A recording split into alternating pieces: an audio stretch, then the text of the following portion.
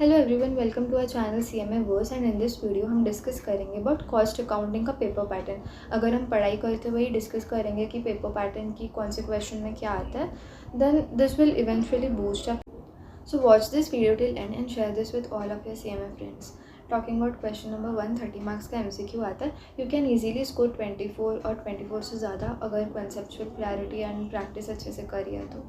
Talking about question number 2, part A cost sheet, जो कि basic है कॉस्ट अकाउंटिंग का। कॉस्ट शीट तो सबको ही आता है, ये क्वेश्चन अटेम्प्ट करना ही है। पार्ट बी मटेरियल कॉस्टिंग या लेबर कॉस्टिंग से आता है, ये भी बहुत ईजी है। क्वेश्चन 2 आप इजीली अटेम्प्ट कर सकते हो।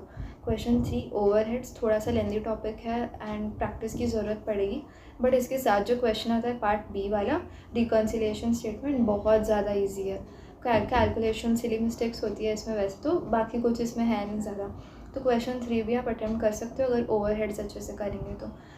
टॉकिंग अबाउट क्वेश्चन नंबर 4 का part A and part B. Part A service costing से आता है, पार्ट बी कॉन्ट्रैक्ट कॉस्टिंग से आता है। दोनों ही इतने ईजी है, इतना कुछ ज़्यादा टफ है नहीं। तो अगर आप क्वेश्चन 4 अटेम्प्ट करना है तो आप ये दोनों चैप्टर्स पढ़ के अटेम्प्ट कर सकते हो। Question number 5 is process costing and standard costing. Part B में स्टैंडर्ड कॉस्टिंग आता है।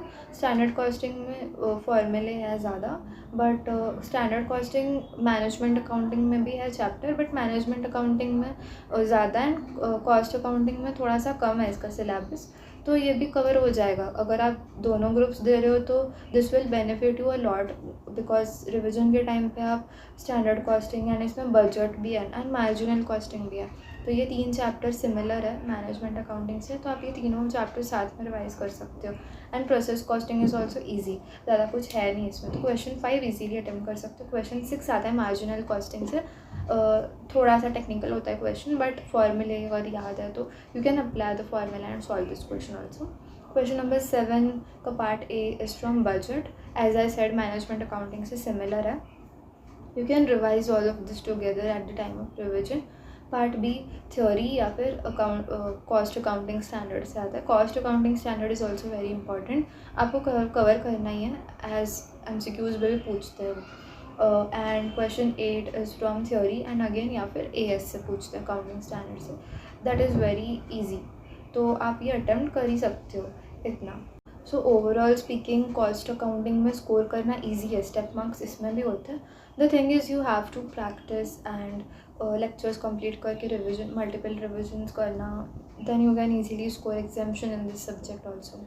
If you have any doubts, you can ask in the comment section and I will reply. I will be sharing these paper patterns on Instagram and बाकी subjects की भी paper pattern हम discuss करेंगे.